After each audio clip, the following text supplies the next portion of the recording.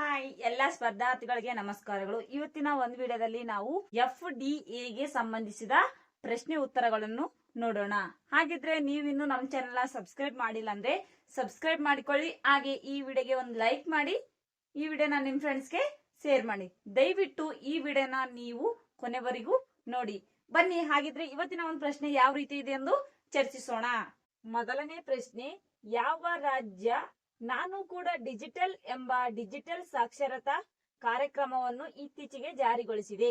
Option 1 Karnataka, option 2 Tamil Nadu, option C Odisha, option 4 Kerala. ನೋಡಿ, ಯೋಚನೆ ಮಾಡಿ. ಈ ಪ್ರಶ್ನೆಗೆ ಉತ್ತರವನ್ನು ನಿಮಗೆ ಗೊತ್ತಿದ್ರೆ ಕಮೆಂಟ್ ನಲ್ಲಿ ತಿಳಿಸಿ.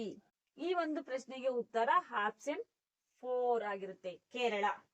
ಅಂದ್ರೆ ಕೇರಳ 2020ರ ಕೇರಳ ಸರ್ಕಾರವು 2020 ಮಾರ್ಚ್ ರಂದು ನಾನು ಕೂಡ ಡಿಜಿಟಲ್ ಎಂಬ ಡಿಜಿಟಲ್ ಸಾಕ್ಷರತಾ ಕಾರ್ಯಕ್ರಮವನ್ನು ಇತ್ತೀಚೆಗೆ ಜಾರಿಗೊಳಿಸಿದೆ. ಈ ನಾನು ಕೂಡ ಡಿಜಿಟಲ್ ಕಾರ್ಯಕ್ರಮ ಮುಖಾಂತರ ಈ ಆಡಳಿತ ಸಾರ್ವಜನಿಕರ ಅರಿವನ್ನು ಮೂಡಿಸಲು ಇದು ಅವಕಾಶ ಮಾಡಿಕೊಟ್ಟಿರುತ್ತದೆ. ಅಂದ್ರೆ ಸಾರ್ವಜನಿಕರಲ್ಲಿ ಅರಿವನ್ನು ಮೂಡಿಸುವ ಒಂದು ಪ್ರಮುಖವಾಗಿರ್ತಕ್ಕಂತ ಒಂದು ಪಾತ್ರ ವಹಿಸುತ್ತದೆ ಎಂದು ಕೂಡ ನಾವು ಈ ಪ್ರಶ್ನೆಯಲ್ಲಿ ನೋಡಬಹುದು. ಹಾಗಿದ್ರೆ ಎರಡನೇ ಪ್ರಶ್ನೆ ಬಂದ್ಬಿಟ್ಟು, ಯಾವ ಪತ್ರಕರ್ತರಿಗೆ 2019-20ರ ಪೆನ್ ಗೌರಿ ಲಂಕೇಶ್ ಪ್ರಶಸ್ತಿಯನ್ನು ನೀಡಲಾಗಿದೆ? ಅಂದ್ರೆ ಪೆನ್ ಗೌರಿ ಲಂಕೇಶ್ ಪ್ರಶಸ್ತಿಯನ್ನು ನೀಡಲಾಗಿದೆ. Option A N Ram, option 2 Pranay Roy, option 3 Ravish Kumar, option 4 Yusuf Zameer. ಈ ಒಂದು ಪ್ರಶ್ನೆಗೆ 2019 ಮತ್ತು 20ರ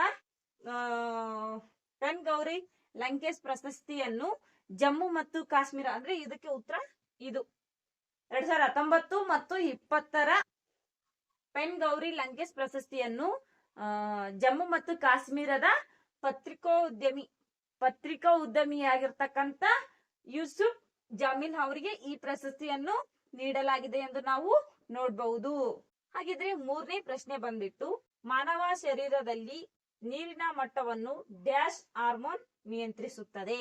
ಆಪ್ಷನ್ 1 FSH, ಆಪ್ಷನ್ 2 ಎಪಿನೆಫ್ರಿನ್,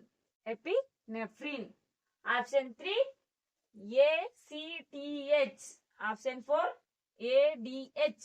ಇದಕ್ಕೆ ಉತ್ತರ option 4 ADH. ADH hormone anti diuretic hormone ಎಂದು ನಾವು ಹೇಳ್ಬಹುದು. ಏನಂತ ಹೇಳ್ಬಹುದು ಅಂದ್ರೆ ಹಾರ್ಮೋನ್ ಎಂದು ನಾವು ಡಿಯೂರೆಟಿನ್ ಹಾರ್ಮೋನ್ ಎಂದು ಹೇಳ್ಬಹುದು. ಈ ಹಾರ್ಮೋನು ಮೆದುಳಿನ ಭಾಗದಲ್ಲಿ ನಾವು ಇದನ್ನ ನೋಡಬಹುದು. ಈ ಹಾರ್ಮೋನ್ ಎಲ್ಲಿ ನೋಡಬಹುದಪ್ಪ ಅಂದ್ರೆ ಮೆದುಳಿನ ಒಂದು ಭಾಗದಲ್ಲಿ ನೋಡಬಹುದು.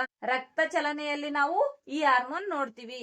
ಈ ಹಾರ್ಮೋನ್ ಎಲ್ಲಿ ನೋಡಬಹುದಪ್ಪ ಅಂದ್ರೆ ಮೆದುಳಿನ ಒಂದು ಭಾಗದಲ್ಲಿ ನೋಡಬಹುದು. ಹಾಗಿದ್ರೆ ನಾಲ್ಕನೇ ಪ್ರಶ್ನೆ, ಜರೋಕ್ ಇ ದರ್ಶನ್ ಯಾರ ಚಿಂತನೆಯ ಕೂಸಾಗಿತ್ತು? ಆಪ್ಷನ್ 1 ಅಕ್ಬರ್, ಆಪ್ಷನ್ 2 ಔರಂಗಜೇಬ್, ಆಪ್ಷನ್ 3 ಬಾಬರ್, ಆಪ್ಷನ್ 4 ಜಹಾಂಗೀರ್. ಇದಕ್ಕೆ ಉತ್ತರ ಅಕ್ಬರ್. ಜರೋಕೋ ಈ ದರ್ಶನ್ ಅಕ್ಬರ್ನ ಚಿಂತನೆಯ ಕೂಸಾಗಿತ್ತು ಎಂದು ನಾವು ನೋಡಬಹುದು. ಐದನೇ ಪ್ರಶ್ನೆ ಬಂದ್ಬಿಟ್ಟು, ಕಬೀರನ ಮರಣದ ತರುವಾಯ ಆತನ ಗೋರಿಯನ್ನು ಎಲ್ಲಿ ಕಟ್ಟಲಾಯಿತು? ಆಪ್ಷನ್ 1 ಮಗರ್, ಆಪ್ಷನ್ 2 ಮಸ್ತಿ, ಆಪ್ಷನ್ 3 ವಾರಣಾಸಿ, ಆಪ್ಷನ್ 4 ಗೋರಖ್ಪುರ. ಈ ಒಂದು ಪ್ರಶ್ನೆಗೆ ಉತ್ತರ ಮಗರ್. ಕಬೀರನ್ಗಳಿಗೆ ನಮಗೂ ಏನಪ್ಪಾ ಅಂದ್ರೆ ಸಂತ ಅನ್ನೋದು ನೆನಪಾಗುತ್ತೆ. ಅಂದ್ರೆ ಸಂತ ಕಬೀರದಾಸ್ ಅವರು ಅಂತ ನೆನಪಾಗ್ತದ. ಸಂತ ಕಬೀರದಾಸ ಭಾರತದ ಭಕ್ತಿ ಚಿಂತನೆಯ ಒಬ್ಬ ಸಂತನಾಗಿರ್ತಾನೆ. ಈ ಕಬೀರದಾಸ್ ಅವರು ಆಂಧ್ರ ಪ್ರದೇಶದ ವಾರಣಾಸಿ, ಇಲ್ಲಿ ಕೊಟ್ಟಿದ್ದಾರೆ ಅಲ್ಲ, ವಾರಣಾಸಿ ಅಂದ್ರೆ ಅವರು ಆಂಧ್ರ ಪ್ರದೇಶದ ವಾರಣಾಸಿಯಲ್ಲಿ ಜನಿಸಿರ್ತಾರ. ಮತ್ತು ಇವರು ಆಂಧ್ರ ಪ್ರದೇಶದ ಮಗರ್ ಎಂಬಲ್ಲಿ ನಿಧನ ಹೊಂದಿರ್ತಾರ.